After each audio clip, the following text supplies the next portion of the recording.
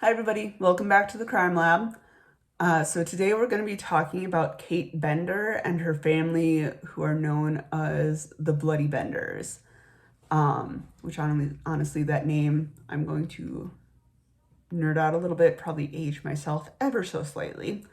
Reminds me of the Avatar The Last Airbender episode where the gang is in the Fire Nation and they meet Hama, who is a Southern Water Tribe waterbender, and she develops blood bending, and Katara ultimately learns it, unfortunately, but that's what it reminds me of. Kind of nerding out a little bit. Yeah. Go watch the series, it is amazing. If you haven't already, I believe it's on Netflix, I think. So, like I said, their family is known as the Bloody Benders. She gained a reputation as being somebody that is very attractive, but a very dangerous woman. She lived with her parents and brother while running an isolated grocery store and roadhouse in the township of Osage. I believe that's how it's pronounced. Feel free to correct me in the comments if I'm wrong. I very well could be. In northwest Labette County between 1871 and 1873. So this would have been around the Civil War. So just a list of kind of the cast and characters of this family. So John Bender Sr., the father, patriarch of the family, he was a 60-year-old man, spoke very little English, and was usually guttural and usually unintelligible. I believe they were of like German or Dutch ancestry, that part of the world. Elvira was 55, spoke little English, and was reportedly so unfriendly to neighbors that they called her the she-devil.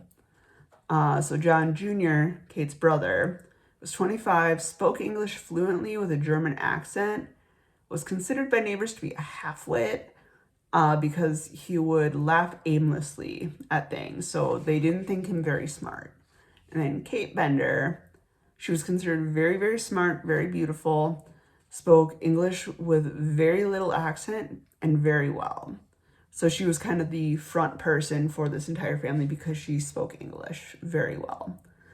And she was apparently the only part of the family that had any social graces. So she could talk to people without any issues. People seemed to like her, she seemed approachable, that sort of thing. She also claimed that she had second sight and was fluent in spiritualism and healing. So she kind of claimed she was a psychic and a healer. And she would conduct seances with people in the community, and she would give lectures to the community advocating for free love. So think kind of like what a lot of people associate with like hippies from the 70s, 60s and 70s. It's like free love, peace, everybody, cool dude, that sort of thing. Only Civil War times. And she would advertise, apparently words are very difficult for me at the moment. She would advertise by circulating like flyers claiming her abilities. I hope you guys are enjoying the cats that are occasionally showing up right here. My cats seem to enjoy when I am doing these videos. And she lived with her family in their family home. It was split into kind of two sections by a canvas cloth. So literally they just would hang a cloth from the ceiling. The front part would be like a table, stove, and a grocery store area. That was the front part where people would come in. The back was like beds, their kind of living area that was along a pit-like cellar covered by trapdoors. So the family's crimes were considered some of the most gruesome to ever have been committed on Kansas soil.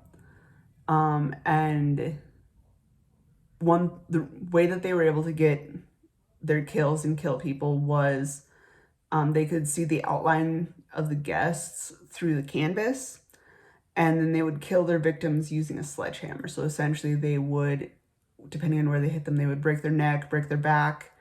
It's going to be very gross. Cave in their skull, that sort of thing. That's how they would kill them. And the bodies were then tossed into the cellar until they could be removed. 11 bodies were found with crushed skulls in the garden. There were apparently suspicions because people would go missing. Last people knew, they would be at the Bender's household. And suspicions were roused in 1873. The Benders fled.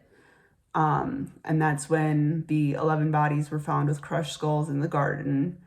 And some people claimed that up to 20 people were killed, although from what the reports I was able to find, only 11 were confirmed.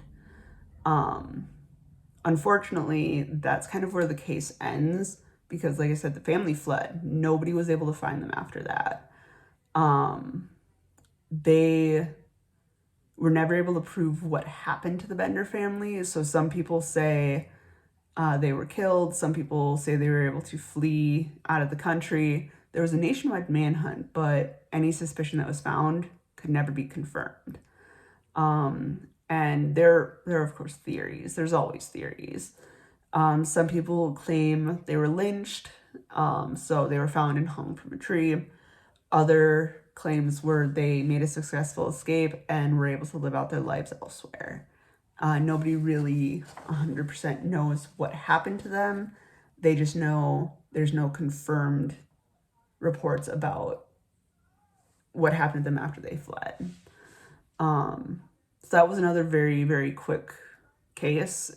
It is a little more historical, so there aren't nearly as many facts as kind of word of mouth gossip sort of idea, just because at the time you could only do so much.